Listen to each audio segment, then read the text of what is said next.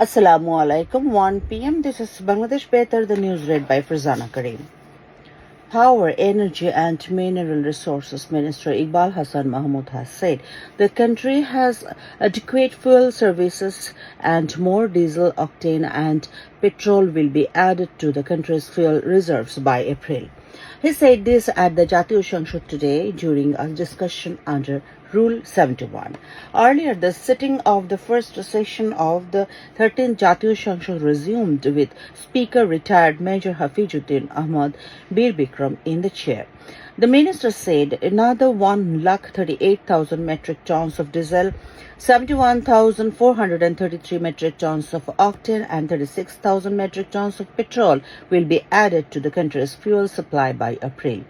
Iqbal Hassan Mahmood said 342 drivers have already been conducted to stop the illegal stockpiling of fuel oil, through which 40,48,456 liters of fuel oil have been recovered.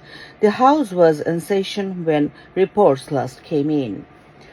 The Election Commission will announce the schedule for election to the reserved women's seats in the 13th Jatiya Sanshad on 8th April and the voting will be held on 12th May. EC Resources said according to the allocation, the BNP Alliance will receive 36 seats, the Jamaat Alliance 13 seats and 1 seat will go to an independent. Jatka Conservation Week 2026 began in 20 Hilsha Reach districts from today to protect Hilsha stocks and ensure sustainable production. The week will continue till 13th April. Former Speaker of the Jatiya Sanshad, Dr. Shirin Sharmin Chaudhary, has been arrested from the capital's Dhanmondi area. A team of detective branch arrested her from her residence at Dhanmondi last night. DB Resources confirmed this today. Shirin Sharmin Chaudhary is now in DB custody in connection with a case filed over the anti-discrimination student movement. The UN Security Council is set to vote today on a watered-down resolution addressing Iran's threats to the Strait of Hormuz.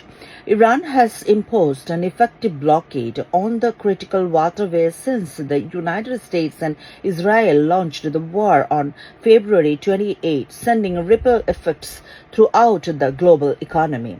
Bahrain, backed by other oil-exporting Gulf countries, had launched negotiations 2 weeks ago on a draft resolution that would have given a clear UN mandate to any state wishing to use force to unblock the strait. However, objections from several veto-holding parliament members have seen the text gradually watered down, and the vote originally scheduled for late last week has been delayed multiple times. The latest draft still demands Iran end its attacks on commercial vessels and to halt any attempt to impede transit passage or freedom of navigation in the Strait of Hormuz. 9 police officers in India have been sentenced to death over the custodial deaths of a father and son in 2020. The victims, P. Jayaras and his son Benix, died in custody in Tamil Nadu after being detained for allegedly violating COVID-19 lockdown rules. The court said the 2 men were brutally assaulted, calling the incident a clear abuse of authority and stating the officers acted with intent to kill. The case had sparked widespread protests and renewed concerns over police brutality in India, with rights groups highlighting frequent custodial deaths and calling for reforms. Israel has launched renewed strikes on southern Lebanon and its capital Beirut as it continues to press forward with a ground invasion.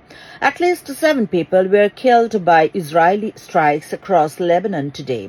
The country's national news agency NNA said an Israeli airstrike targeting a vehicle in Kfar Roman in Lebanon's Nabatia district has killed 4 people. In a separate Israeli strike on the town of Siddiqin, 1 individual was killed and another wounded. In the town of Haris, located in the Bint Jibail district, an Israeli drone strike killed 2 additional people. NNA also reported a string of attacks in the Jabal Amel region south of the Litani River, including in the towns of Arzon, Zoya, Hadatha, Zamizami, Dibibin, and Haris. Football and Bangladesh will take on Vietnam in third match in the final round of the Women's Asia Cup Under-20 football tournament in Thailand today. The match is scheduled to start at 6 p.m. Bangladesh time in Bangkok. Finally, weather and forecast valid till 6 this evening says there is no inland report, warning, and no signal is to be wasted.